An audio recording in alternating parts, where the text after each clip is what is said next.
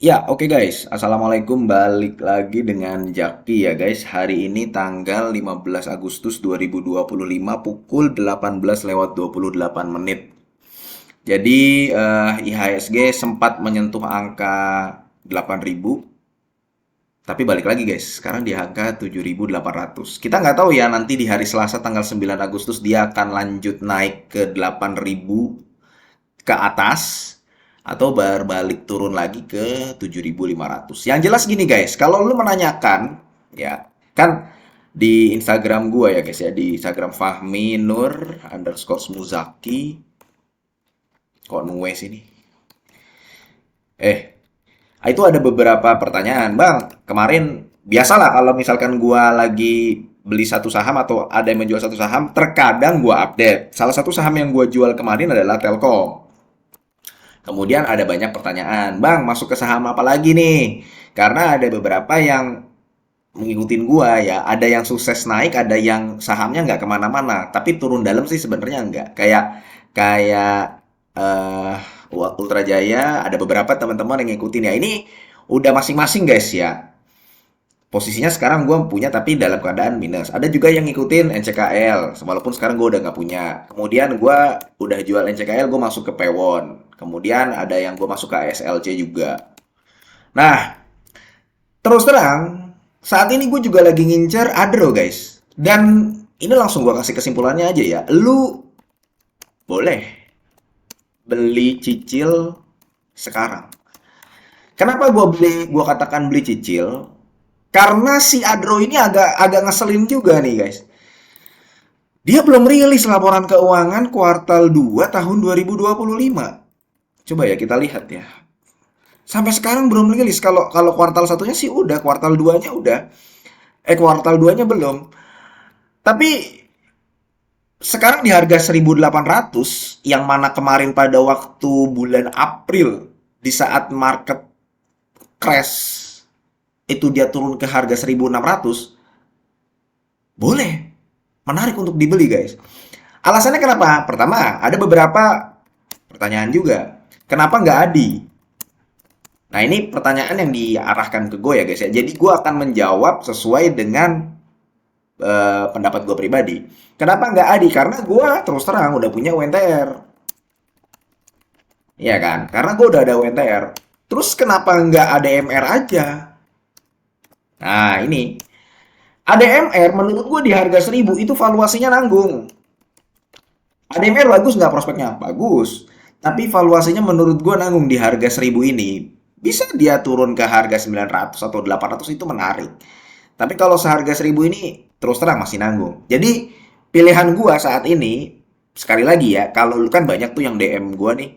Mungkin gue belum balas satu persatu karena belum sempat. Yang gue balas ya gue balas karena lagi senggang. Tapi ada beberapa yang belum gue balas. Nah itu tuh bunyi tuh. Itu mungkin ada dari DM di IG juga tuh. Karena kita terbiasa ngobrol ya. Nah salah satunya Adro.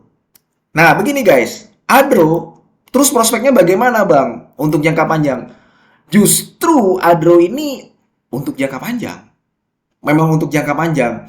Gue tahu ya ada beberapa teman-teman yang memang masih ada di harga segini nih 2.000-an, kemudian 3.800 waktu spin off AAD. Nah, sekarang kita bahas.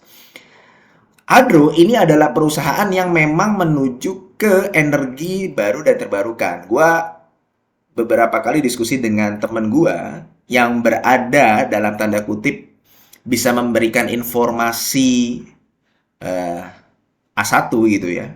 Biasanya gue nanya dividen, kayak dividen PTBA beberapa kali, kemudian gue nanya kayak dividen TAPG. Nah, Adro ini perusahaan yang memang saat ini sedang terlibat kasus hukum. Ya, kasus hukum Adro. Jadi dia beli BBM, tapi katanya dapat diskon. Diskonnya itu 45 sampai 55%. Kan sekarang banyak yang berita yang angkat ini ya. Terseret pusaran korupsi BBM saham emiten Boy Tohir. Nah, tapi di video ini gue langsung menyimpulkan bahwa lu boleh cicil beli Adaro. Alasannya begini guys. Pertama, valuasi murah ya. Saat ini lagi murah. Walaupun dia belum rilis laporan keuangan kuartal 2 tahun 2025. Kedua, Adro ini udah terlalu besar. Kalau banyak yang menebar fear, oh Adro akan bangkrut ya karena ada beberapa bukan banyak sih, ada beberapa petingginya yang terlibat kasus hukum gitu ya. Adro ini udah terlalu besar guys bisnisnya. Dia salah satu perusahaan penyumbang nih nih, penyumbang devisa negara terbesar. Kemudian kedua, Adro ini taat bayar pajak ya. Jadi bisa dibilang, nah ini dapat penghargaan, beberapa kali dapat penghargaan. Nah ini nih, kayak begini nih. Ini Juni 2024 ya.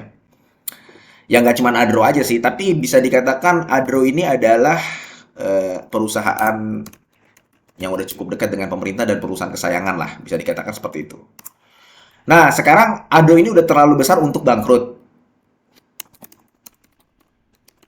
Ya, sekarang mengenai proyek-proyeknya Adro, yang mana dia kan memang sudah menahbiskan diri sebagai perusahaan yang menuju ke energi baru terbarukan. Salah satu proyek yang lagi dijalani oleh Adro ini ya. Nah ini nih, Mantarang Induk nih. Kayan Hydropower ya. Adro punya saham di sini sekitar 50%.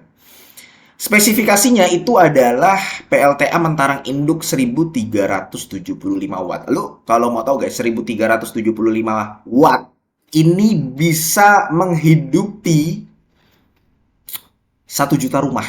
Sekedar informasi, salah satu perusahaan PLTA itu yang ada di Bursa Efek Indonesia adalah Kencana. Tahu ya? Energi Lestari. Dia kapasitasnya itu sekarang 60 megawatt.